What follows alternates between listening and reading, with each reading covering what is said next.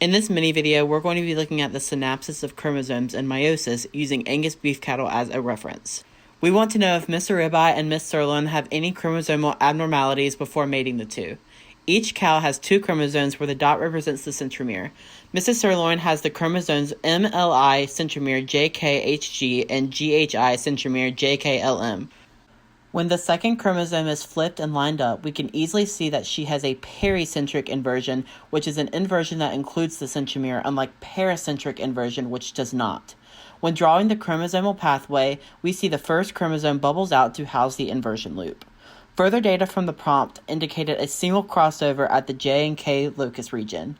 After redrawing the pathway with colors, we can easily see the 4 possible gametes Miss Sirloin would produce by evaluating each of the 4 chromatids.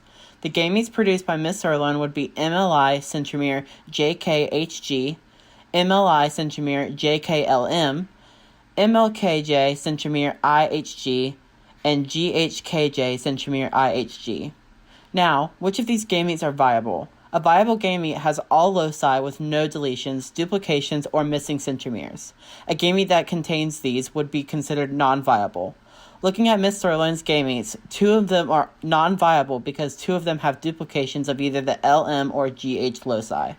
Now to look at Mr. Ribeye, who has the chromosomes MLI centromere JKHG and GHKJ centromere ILM. When the second chromosome is flipped and lined up, we see that they are identical, so there will be no loop when drawing the chromosomal pathway. After including the single crossover between the J and K locus region and color-coding the pathway, we can see the 4 possible gametes Mr. Ribeye produces. After looking at the 4 gametes, all of the chromatids are MLI centromere JKHG. Now, are all gametes viable? Yes!